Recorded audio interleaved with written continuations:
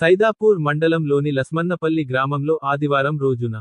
సర్పంచ్ మ్యాకల స్వప్న సంపత్ రెడ్డి ఆధ్వర్యంలో స్వచ్ఛ భారత్ కార్యక్రమాన్ని నిర్వహించారు. ఈ సందర్భంగా గ్రామంలోని రోడ్లను పోచమ్మ దేవాలయం వద్ద, హనుమాన్ దేవాలయం వద్ద, భూలక్ష్మి వద్ద వార్డు సభ్యులు, యువకులు, గ్రామస్తులు కలిసి రోడ్లకు ఇరువైపులా ఉన్న పిచ్చి మొక్కలను తొలగించారు. కార్యక్రమంలో ఉప sarpanch Ande Rakesh, market committee director Bairi Raju, Karimnagar జిల్లా మత్స్య పారిశ్రామిక సహకార సంఘం వైస్ చైర్మన్ పెసరు కుమారస్వామి ముదిరాజ్, వార్డు సభ్యులు వడ్ల మమత, తలారి యాదగిరి, మ్యాదరి స్వరూప, మొలుగూరి భారతి, పెసరు లత, తలారి రాము, పెసరు అలేఖ్య, గ్రామస్తులు మొలుగూరి తిరుపతి, పెసరు తిరుపతి, మ్యాకల సంపత్ రెడ్డి, మ్యాకల రవీందర్ రెడ్డి, దాసరి సందీప్, దాసరి ప్రశాంత్, తలారి ఆదర్శ్, కొట్టె రాఘవరెడ్డి, పెసరు శంకరయ్య, సిఏ శ్రీలత, ఆశా వర్కర్ ఎర్ల నిర్మల తదితరులు పాల్గొన్నారు.